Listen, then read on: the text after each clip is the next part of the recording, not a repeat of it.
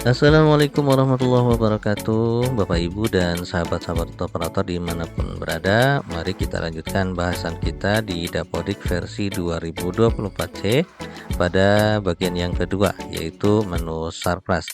Silahkan Bapak Ibu disimak, mudah-mudahan bermanfaat.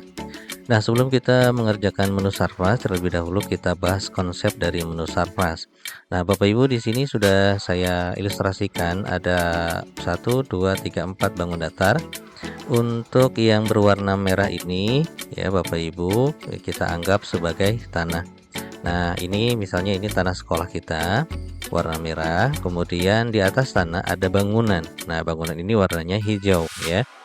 Nah, di dalam bangunan tentu ada ruangan. Nah, kemudian kita yang warna kuning ini adalah ruangan. Di dalam ruangan ada alat-alat, misalnya alat APE, kemudian buku, kemudian yang lainnya. Jadi silakan Bapak Ibu ya dimasukkan.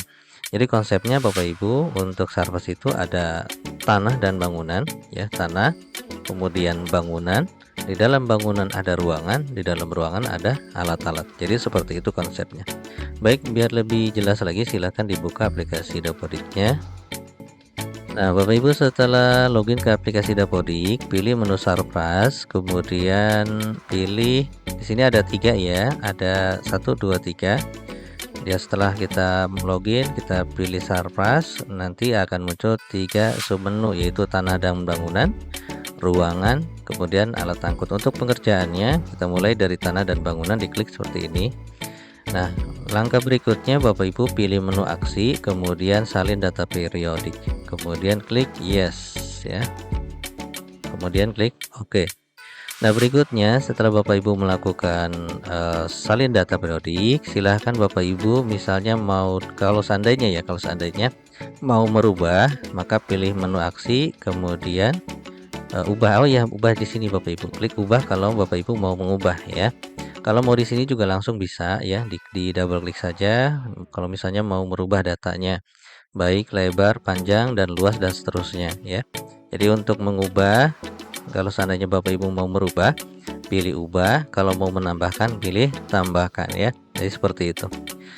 Nah, berikutnya setelah kita mengerjakan menu tanah, Bapak Ibu kerjakan menu bangunan. Kalau seandainya ada yang mau dirubah, silahkan dirubah. Kalau misalnya tidak ada yang dirubah, tinggal Bapak Ibu simpan saja, klik simpan ya, klik simpan seperti ini ya, tidak ada perubahan. Langkah berikutnya kita langsung ke menu ruangan. Bapak Ibu klik ruangan. Seperti konsep saya tadi Bapak Ibu di awal, di atas tanah ada bangunan, setelah di dalam bangunan ya, di dalam bangunan ada ruangan. Nah, sekarang kita masuk ke dalam ruangannya. Di ruangan nanti ada alat. Nah, sekarang di ruangan Bapak Ibu, untuk ruangannya ini ada ruangan kelas, kepala sekolah, kamar mandi, dan ruang penunjang. Ini contoh ya yang punya saya Bapak Ibu. Nah, sekarang kita pilih menu ruang kelas dulu. Kita klik menu ruang kelas. Di sini bangunan KB Upin Ipin misalnya. Ruang kelas kelompok A. Kemudian pilih kondisi ya. Pilih kondisi ruang 2003. Nah, di sini rusak sedang misalnya. Kita klik saja simpan. Nilai kerusakannya berapa? Nah, misalnya di semester 1 nilai kerusakannya 32.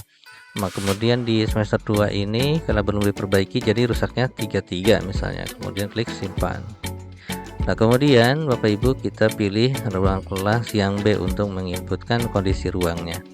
Pilih kondisi ruang di 2023-2024. Nah, di ruang ini misalnya naik juga karena belum diperbaiki, misalnya 35. Kemudian klik simpan. Berikutnya kita input lagi di ruang kepala sekolah dan guru ya. Nah, pilih di sini karena hanya ada ruang guru. Pilih kemudian kondisi ruang, rusaknya berapa, misalnya naik jadi 21. Kemudian klik simpan. Berikutnya kamar mandi dan WC ya, kita inputkan kondisinya. Kemudian pilih kondisi ruang seperti ini sama, misalnya naik juga jadi 16 misalnya. Tapi kalau misalnya Bapak Ibu di sini tidak ada kerusakan, pilih saja tidak ada kerusakan ya. Kemudian kamar mandi juga naik, misalnya kondisi ruangnya rusak ringan jadi 21. Oke, kemudian ruang penunjang di sini kosong. Nah, kalau sudah selesai, Bapak Ibu kita lanjutkan ke alat dan angkutan. Klik alat dan angkutan. Pilih menu ada di sini kita masuk dulu yang paling mudah ya. Misalnya kita masuk ke kelompok A. Bangunan kelompok A Upin Ipin. Oke, untuk Upin Ipin ada kursi guru, kursi siswa, meja guru, meja ini. Nah, sekarang yang kita inputkan adalah periodiknya. Kita klik ya, kursi guru misalnya, kemudian menu aksi, kemudian periodik. Masukkan ada penambahan atau tidak. Kalau misalnya tidak ada penambahan, klik simpan saja. Kemudian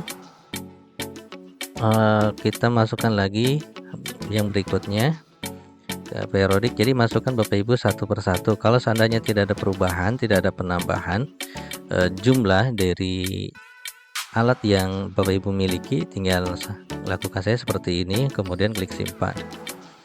Kalau memang tidak ada perubahan, tapi kalau seandainya Bapak Ibu ada perubahan baik beli maupun yang lainnya, silahkan ditambahkan jumlah totalnya berapa saat ini, kemudian jumlah yang layaknya berapa ya. Karena saya tidak ada, jadi langsung saja disimpan. Oke, seperti ini, kemudian simpan. Kemudian ini kelompok A. Nah, kemudian kita ke kelompok B. Kelompok B sama, tinggal disimpan saja. Tidak ada perubahan ya. Ini hanya untuk mengupdate saja. Sebenarnya lebih enak kalau seandainya ada tarik data ya, tarik data dari semester lalu. Semester lalu ya.